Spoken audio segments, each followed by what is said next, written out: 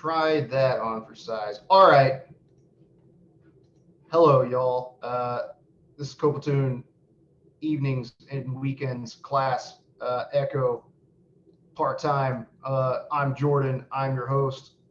It is June 21st, 2023. This is week 4, day 2 of module 1. And we're going to be covering classes, basics part 2. We'll be getting specifically into method syntax, basically adding methods to your classes so that your classes can do fancier things than just hold information. Before we get started in that, we're going to recap a little bit. So in our previous lesson, we learned about classes and instances in Python. Key takeaways: classes can be thought of as templates for an object or multiple objects to be instantiated from. I like that definition of it because you are templating out something. You're building a class called dog because, hey, we might need a bunch of different dogs. So you're templating out everything a dog is going to need, so you don't have to do anything. Think about it. You're not going to have to keep replicating exactly everything a dog's going to need and have to go fix something later on. Every time you create a dog using this class, it's going to have some types set. It is going to require a name, stuff like that.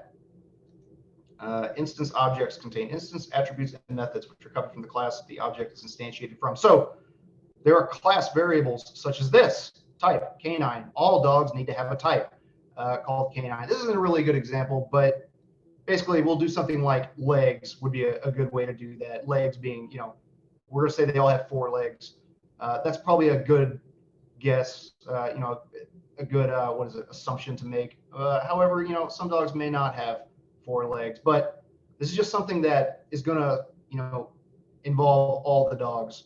I guess canine does work here. So all instances of the class, every time you create a new dog, dog A, dog B, dog C, if we had one, they all share this type here.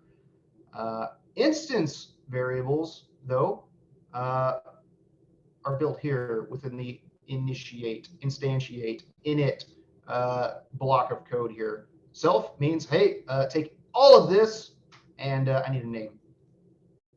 You, when you create an object, do not have to plug any of that. It knows that. You can ignore that when creating it, but it will expect a name.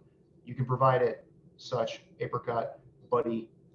Let's play with that just a little bit. Clean up. So as we know, we can do anything we really want here. If I wanted to add colors to it, it would be as simple as adding color here. If you wanted to create a dog, we could say dog is equal to dog. And then you would need to provide it with a name, squid, and a color. And then ideally, when you run that, oopsies, you need to call a specific thing. So if you call an object, it's going to print out something like this. We can do something prettier than that. I think we're getting to that later. But basically, you can do string methods where we would do something. I should have prepared for this. But we can do a method like this called string. So when you call this object as just dog, we could do something a little bit prettier than this data object. We could actually give it strings to output what we would like it to do. We could do something like, this is the dog named X, the color is Y. So that works great, does what we want. If I want to know the color, that's how that works.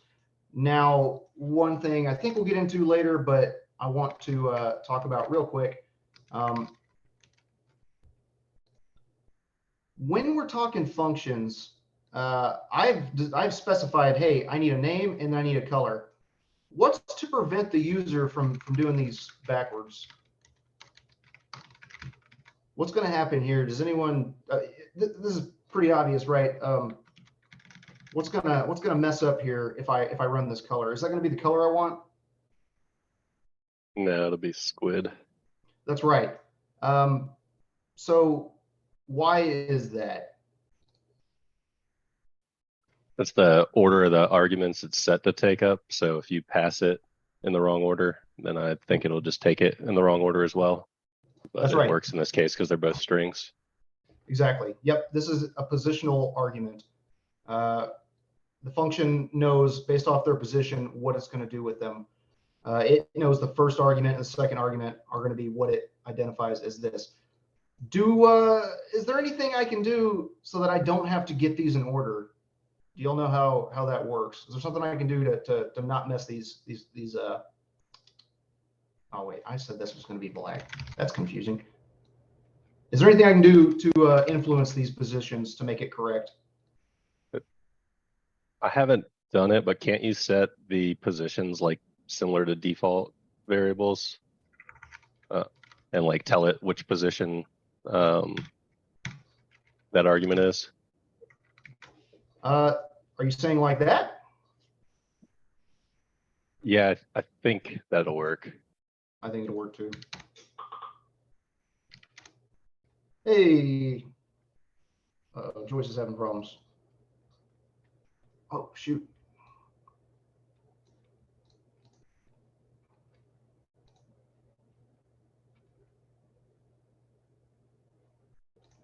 Hi, Joyce, welcome back. Or can't hear yet. Welcome back. Sorry, we just got started. So to recap, class, dog, canine, these are the instance variables. If you don't want to put them in the correct order, you can define what those are going to be in this manner. You can specify them rather than expect the positional arguments. That's, a lot of extra typing and whatnot. But when you get into like, a bunch of different things here, like, we really can do whatever we want. But as we start getting more and more and more variables here, it starts to get to be a really big pain to remember, what order they go into. I don't know why I didn't type all this out ahead of time, but see, so if we had 4 variables, or God forbid like 30, I don't know if you get something that big, it starts getting really difficult to remember what order they're in. So being able to specify which one is which is very helpful in that regard. I'm sure we cover that sometime later, but just wanted to show you all that now.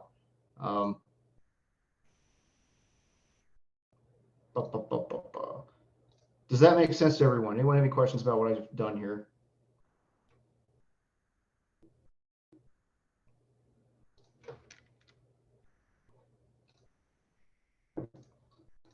Cool.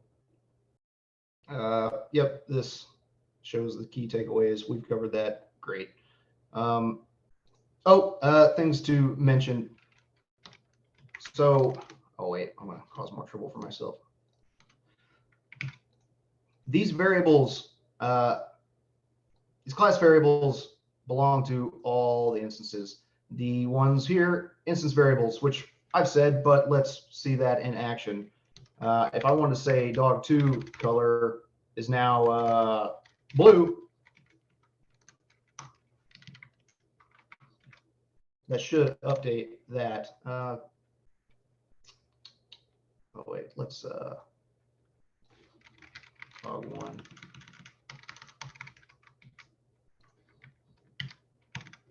There we go. So, just for good measure.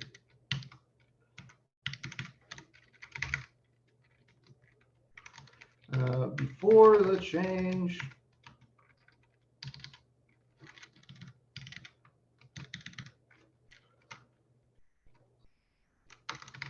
after, nice helpful print statements. There we go. So it was blue. Oh shoot, it was blue. What did we fix it? Here. There we go. Am I doing this? Oh my gosh. Ugh. Okay, cool. So dog2's color was blue or black, and then we change it to blue by just saying, hey, dog.color, sorry, dog2.color is now, blue. If we were going to change this up here though, so dog.type new thing, and then dog.type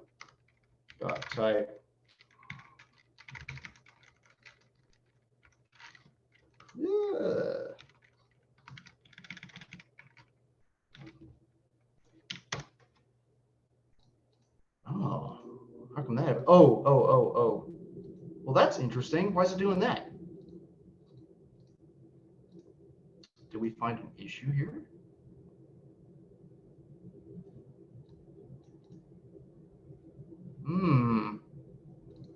I was pretty sure that if we updated this, it would update all the dogs. You have to update it by the class and not the instance. There we go. You're right. Yep, so that's shared by all classes. So that is something we can update if we want to change all the classes. So anything that you want shared by all the classes, by definition, a variable is something that will change. That's where you put it, and we can affect all the dogs here. So great. Any questions about that? We're about to add something very, very small to the mix.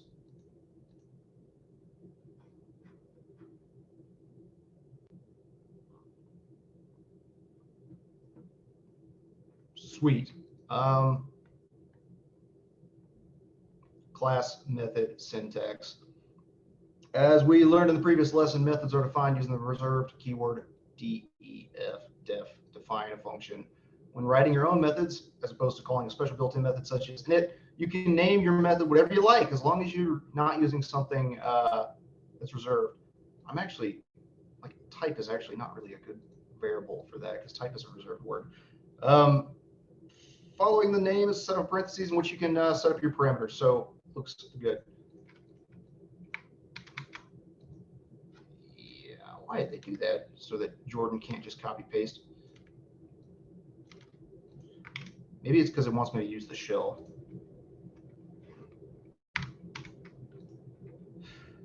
Cool. So we've got our instance, or sorry, our class variable dog, and now we've created a function within it. This function belongs to dog, just like actually I think this is shared to all classes, but we can run functions. So just as you would normally create a dog equals dog class, and then dog update color, it should throw a type error unless we give it a color, because it does expect a color. Let's see that in action. This should just blow up.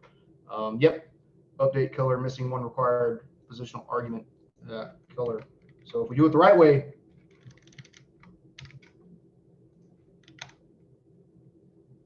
oops,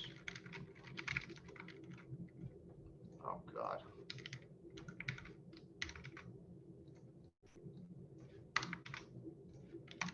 there we go. Black.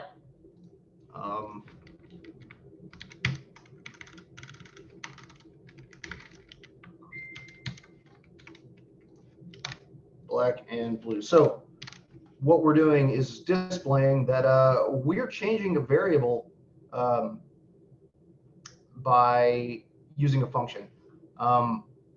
You could just interact with it by doing dog.color is equal to black, as we had done before, and that will work just fine. Will it? Oh wait. But what we're showing here is that you can interact with functions instead, because when you're, when you've got these objects, you don't really necessarily want to be interacting with the variables directly often. It's not safe, because changing data specifically on this object that you may or may not completely understand might break some things. So it's nice to have functions written that change things correctly. So let's say, how would you do that? I'm trying to think of a good example. If you wanted to change more than one variable at a time, so like, let's say we're doing an adoption, like a shelter, right? You've got dogs that have a number of, let's say,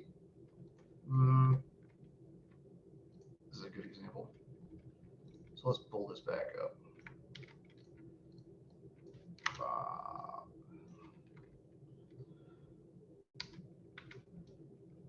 Dogs have names.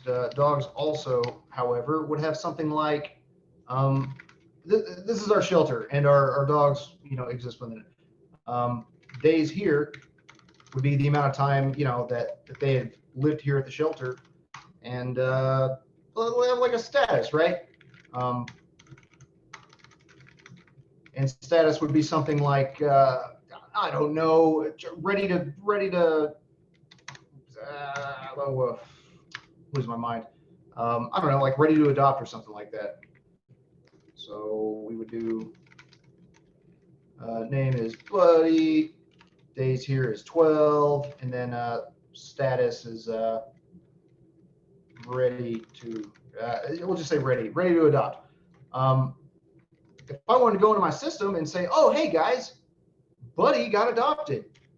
Let's say he's adopted now. Great. I just interacted with his object, manually changed it, and now ideally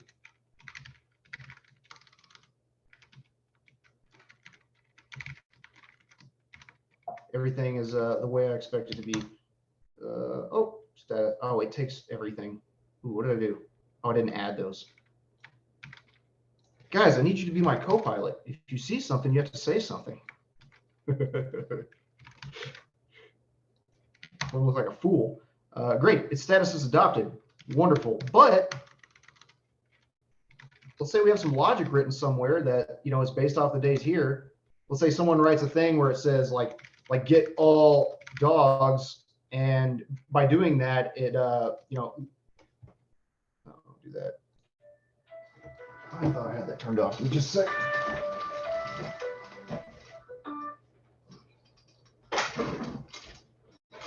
It's supposed to be on silent. Let's say we had a function that like gets all the dogs, and the logic for that is that it it looks at all dogs, and then for each of them, it's like, I don't know, days here less than or greater than 10 or 1. We would have Buddy mixed up in the system somewhere. So rather than let people interact with our data object directly, we set up functions so that instead of just letting someone say, hey, this dog's adopted now, we'd write a function that says adopt.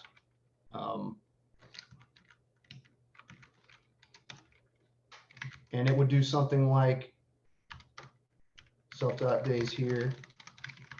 There's now 0 or none, and status is adopted. So we would do that rather than directly interact with this. And ideally, that does everything we want it to do.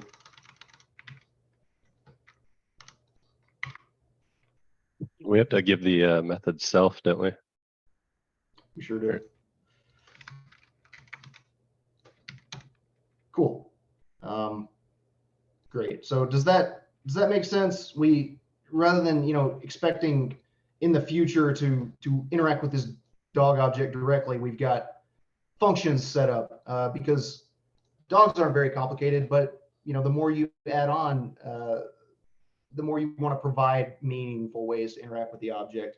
You'll see that later in the course. We will do something called, you're basically going to create an ice cream machine or an ice cream shop, and you have to do more complex things than just say, oh, new ice cream. You're going to do things like, hey, I need to put an ice cream in, and I need to see how long an ice cream's been in there, and I need to increment time, and then I need to look at the number of ice creams that are there and take out only the ones that have been in here a certain amount of time. Like, you're getting more and more advanced with the things you want to do with your object. So it makes a lot of sense to have functions that interact with it in a meaningful manner.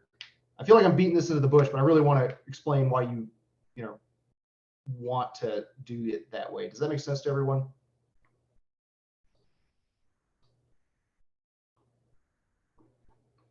Cool.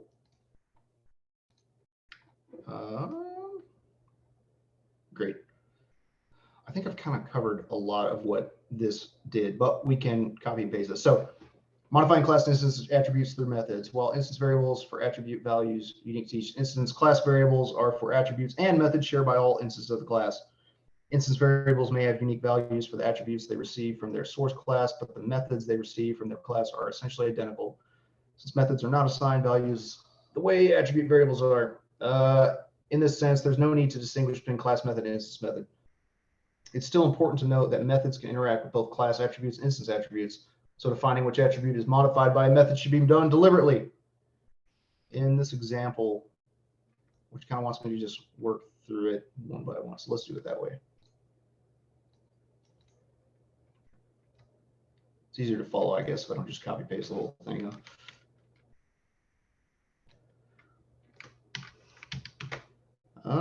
Cool. So class dog, species canine, color brown. Everything's got a name and a breed, and we get an update of the breed.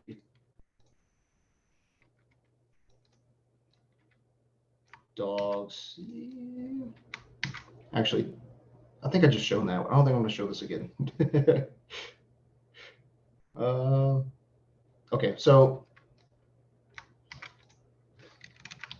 this isn't very workable, sorry.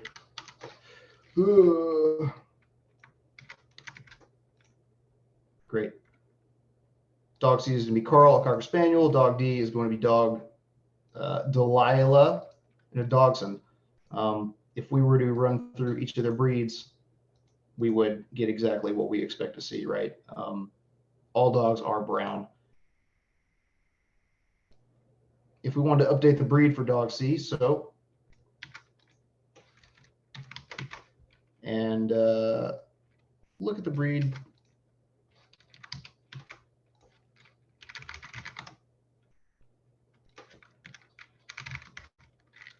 Okay. I think they want me to be doing this via the shell.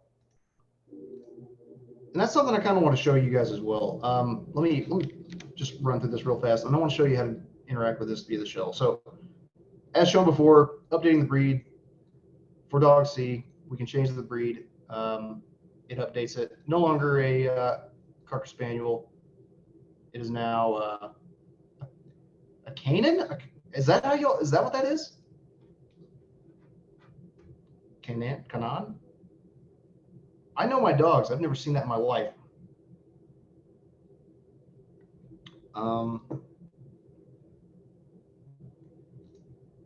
And what it's displaying here is if you were to change the color, and it's telling us that that's going to work that way. So let's see if this actually works the way it says it does. I think that's maybe not correct. So this is saying updating a class variable is going to modify the color of dog C, but they're saying it's also going to modify dog D. I think we've proven that that's not the case.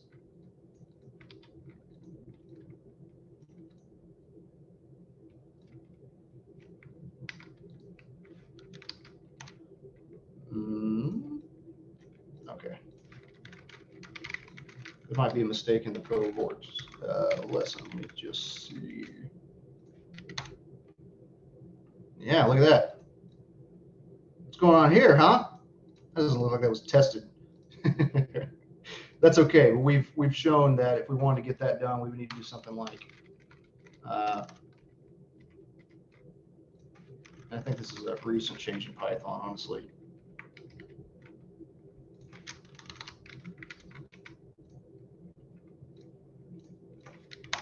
So if we were going to update the class method itself, or rather the class variable itself, that would be a different way to do that. So,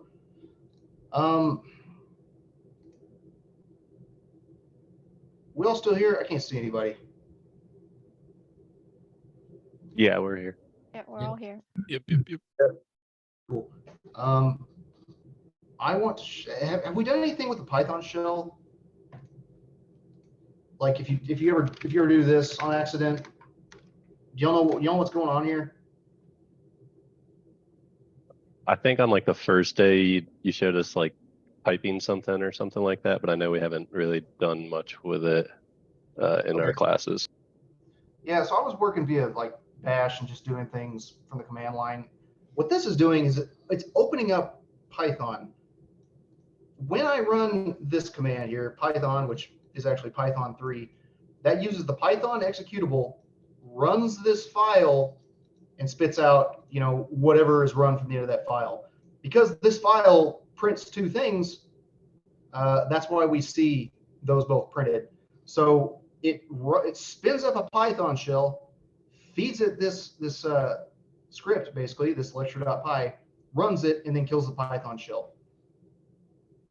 If I just type the word Python, it boots up a Python shell with no file read, nothing. This is a boring blank Python shell. We can interact with it just as if we were writing it in a file and then running that. See, it's Python. What's cool about this, and might or might not be useful going forward, but this is a way you can interact directly with your classes if you wanted to. And the way you would do that is import dog from lecture, not lecture.py, but lecture. Did that mess up?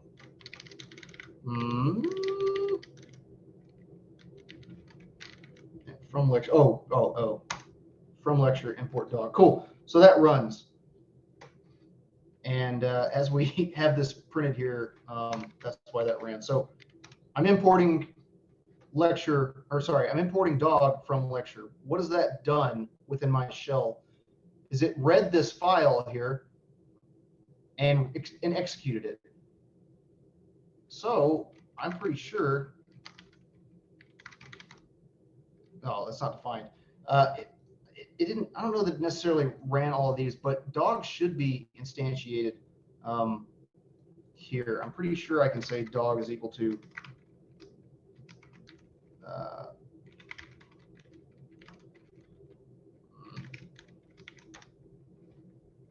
Oh, did I mess up? I did. Oh my God. Cool.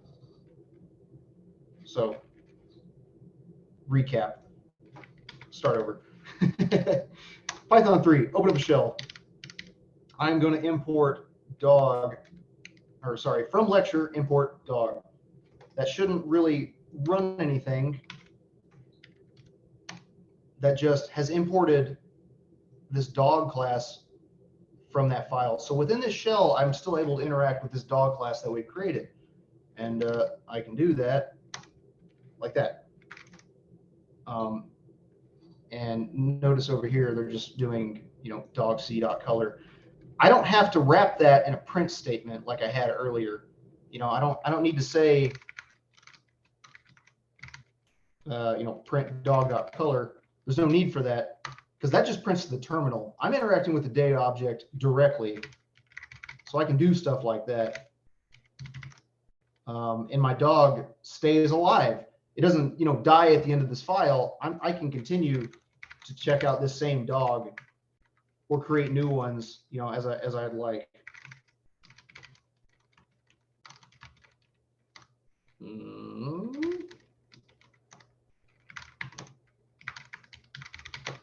So that's another way to interact with your objects. I want you to see that because it gets you kind of thinking about how Python works. It's starting up a shell. It's being fed this file, running it, and then stopping. If I open up Python on my own, it opens up, this Python that I've got installed. I've got 3.9.6. And I can hand it files as I see fit and interact with them in real time. This may or may not be a good way for you to interact with these. This might be a good way to debug. It's up to you. I find when you've got, objects set up, it's a little bit easier to interact with them directly via the shell than it is to build out these print statements to prove kind of everything that I wanted to see beforehand. Does that make sense to everyone? Did y'all see how I did that? Did I lose anyone there? Sounds good. All right. And I will share how to do that in the channel just right after work. But it works just like you would in Python. If you want to import a class via a file, you would do it exactly the same way. Reminded myself. So if this was if we had some other file in there, like instead of lecture.py, we had like, I don't know, the cat file. We'd import cat like that. And that's exactly how it would work in Python. So you can interact with the shell. Anything you can do in a Python file, you can do in the Python shell. And it exists as long as that shell starts. If I change this file, I need to import it again. That shell exists in its current state. If I make changes to this file, it's not going to update this shell at all, because that shell was a thing that I created at the time, and I need to tear away the shell and rebuild it if I want, to make any adjustments to the file or expect file changes to show up.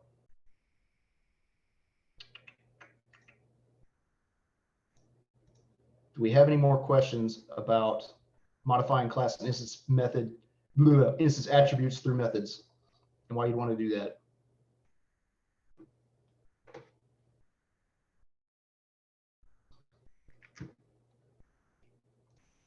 Sweet.